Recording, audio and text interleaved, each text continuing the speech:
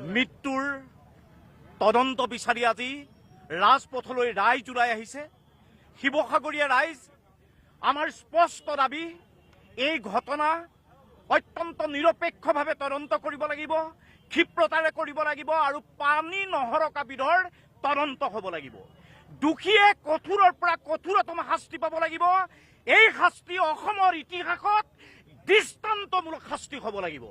শ্যামকানু মহন্ত, সিদ্ধাৰ্থ শৰ্মা আৰু তেওঁৰ সোঁৱে বাৱে থকা সেই ছিংগাপুৰৰ যিসকল অঙহী বঙহী আছিল, সকলোকে আইনেতো শাস্তি দিবই, কিন্তু অসমৰ ৰাইজে, অসমীয়া মানুহে কোনো কালে কেতিয়াও এই শক্তিসমূহক ক্ষমা নকৰে।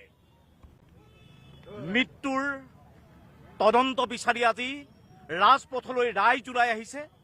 শিৱসাগৰীয়া ৰাইজ, আমাৰ স্পষ্ট দাবী, এই ঘটনা অত্যন্ত নিৰপেক্ষভাৱে তদন্ত কৰিব লাগিব, ক্ষিপ্ৰতাৰে কৰিব লাগিব আৰু পানী নহৰকা বিধৰ তদন্ত হ'ব লাগিব।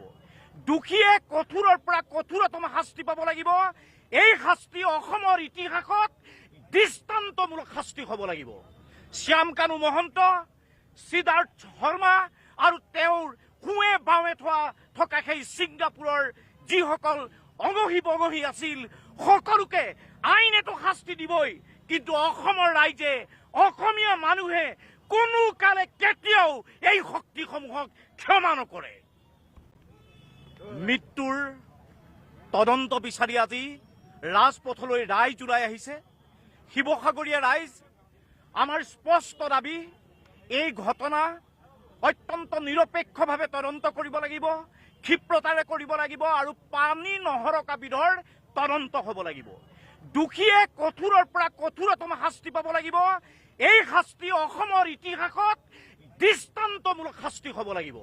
শ্যামকানু মহন্ত, সিদ্ধাৰ্থ শৰ্মা আৰু তেওঁৰ সোঁৱে বাৱে থকা সেই ছিংগাপুৰৰ যিসকল অঙহী বঙহী আছিল, সকলোকে আইনেতো শাস্তি দিবই, কিন্তু অসমৰ ৰাইজে, অসমীয়া মানুহে কোনো কালে কেতিয়াও এই শক্তিসমূহক ক্ষমা নকৰে।